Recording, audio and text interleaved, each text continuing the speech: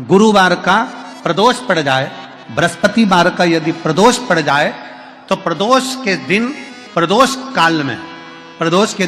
काल में किसी शिवालय में जाएं, शंकर के मंदिर में जाएं, एक ही दिए के अंदर एक फूल बाती, कैसी बाती है? फूल बाती, और उसी दिए के अंदर एक लंबी बाती, दो बाती। कौन सी बाती हैं? जम के बोलो जरा। एक फूल बाती, एक लंबी बाती, दो बाती। एक ही दिए के अंदर फूल बाती, लंबी बाती दोनों रख लें। थोड़ा सा घृत की बातियां, तेल की बाती नहीं, घी की बाती रखें, और दोनों बातियां उसमें रखकर 3 बेलपत्र भगवान शंकर के मंदिर में लेकर जाएं। दिए को भी प्रज्वलित नहीं करना है। पहली बेलपत्र नंदीश्वर की जो ऊपर का भाग होता है, जिसको हम शिव तत्व भाग कहते हैं, नंदी के पीठ पर एक भाग होता है जिसको शिव तत्व भाग कहा जाता है, वो नंदी की पीठ पर जो भाग है वहां पर एक बेलपत्र समर्पित करें। दूसरा बेलपत्र आप जो माता पार्वती जी का, जैसे ये शिवलिंग है और ये गोल भाग है, ये माता पार्वती जी का हस्तकमल है, तो माता पार्वती जी का जो हस्तकमल है, इस हस्तकमल पर कहीं पर भी एक बेलपत्र आप समर्पित कर दें। और तीसरे नंबर की जो बेलपत्र है वो भगवान शंकर पर समर्पित कर दें। जो दिया आप लेकर गए हो मंदिर में, उसी दिए को नंदी और महादेव इन दोनों को दर्शन कराते हुए अगर मंदिर के अंदर लगाने दें दिया तो ठीक है, ना लगाने दें तो दीप को बीच में बस स्पर्श कराकर भले बाहर जाकर लगा दो, पर प्रयास करो वो दीप, वैसे तो बीच में नंदी और शिव के मध्य में वो दिया स्पर्श होना चाहिए।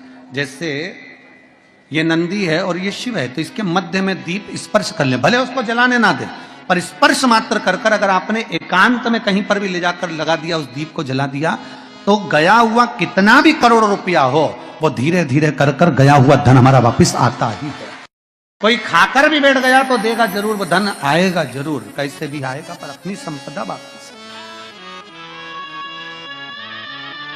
शिव तत्व की प्राप्ति है। भगवान शिव जी को अगर अनार का पुष्प समर्पित करा जाता है तो संपदा की कमी नहीं होती, कभी वैभव की कमी नहीं।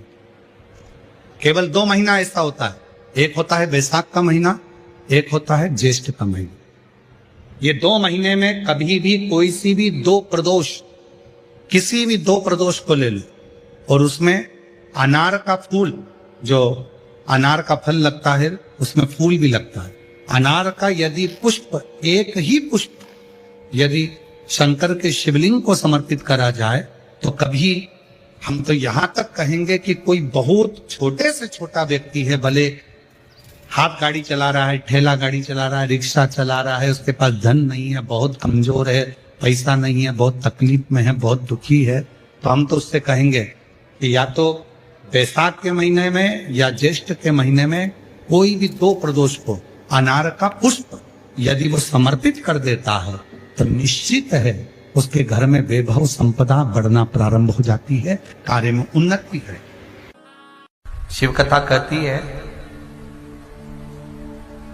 नंदी का एक पांव जो ऊपर होता है, आप लोग दर्शन करे होंगे शंकर जी के मंदिर में नंदी के, तो नंदी का एक पांव उठा हुआ होता है, एक पांव नीचा की ओर होता है।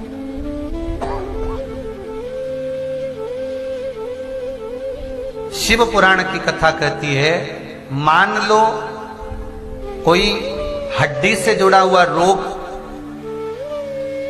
नेत्रों से जुड़ा हुआ, मस्तिष्क से जुड़ा हुआ कोई रोग रहता है, तो एक नीले कलर का फूल आता है महाराज, उस फूल में हल्दी डालकर गुरुवार का प्रदोष पड़ने पर जो नंदी के पांव के पास समर्पित कर देता है महाराज, उसका रोग धीरे धीरे समाप्त होने लगता है। लिंग पुराण कहती है कि नंदीश्वर भगवान के सामने जो पुष्प समर्पित करा जाता है उसको, ये तो लिखा था स्कंद पुराण और शिव पुराण, लिंग पुराण कहती है जो फूल आपने समर्पित करा उसको लाकर पानी की बाल्टी में डालकर आप स्नान भी कर सकते हो, उससे भी हड्डी के जितने रोग होते हैं उसमें आराम लगने लगता है। जैसे कहीं शरीर नहीं चल रहा, हाथ झुन्न पड़ रहा है, हाथ काम नहीं कर रहा, हाथ में झुंझुनी आ रही है, कंपन आ रहा है, उसमें भी ये प्रयोग काम, पर होना चाहिए बृहस्पतिवार की प्रदोष। कौन से वार की?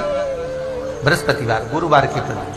प्रदोष काल का दीप, प्रदोष काल की आराधना, प्रदोष काल की साधना और प्रदोष काल में परमात्मा का लिया गया नाम हमारे करोड़ों करोड़ों करोड़ों करोड़ों पुण्य को प्रबल कर देता है और हमारे पाप को छिन्न कर देता है। हमारे पाप प्रदोष, शिवरात्रि, सोमवार की अष्टमी, ये वो तिथियां हैं, ये वो वार हैं। अगर कोई भूल से भी शंकर भगवान के शिवलिंग का निर्माण करता है या अपने घर में रखे हुए शिवलिंग पर शमी पत्र को समर्पित कर देता है तो जिंदगी में उसका बाल बांका हो ही नहीं सकता। प्रदोष के शमी पत्र में बल होता है, प्रदोष के शमी पत्र में। किसी व्यक्ति ने अपनी जिंदगी में एक नियम बना लिया कि मुझे प्रदोष के दिन बाबा देवाधिदेव महादेव को एक कमल का पुष्प चढ़ाना। और कई मौसम ऐसा होता है कि उसमें कमल का पुष्प नहीं मिलता तो कमल गट्टा बाजार में मिलता है, देखा है आप लोगों ने, काला कलर का होता है कमल गट्टा। एक कमल का गट्टा भी यदि देवाधिदेव महादेव को, यदि कोई कितना भी दरिद्र है, कितना भी गरीब है, उसका कोई व्यापार नहीं, कोई व्यवसाय नहीं, कोई नौकरी नहीं, कोई चाकरी नहीं, कितना भी परिस्थिति से मारा हुआ व्यक्ति है, अगर उसने प्रदोष नियम बना लिया, प्रत्येक 12 महीने का मैं नियम लेता हूँ और पूरे 24 प्रदोष मैं बाबा को कमल का, जिस समय पर कमल का पुष्प मिल जाए उस समय पर कमल का पुष्प चढ़ाओ, ना मिले तो कमल गट्टा चढ़ाओ।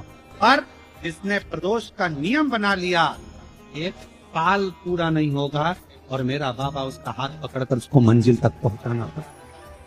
कितना भी दरिद्र, कितना भी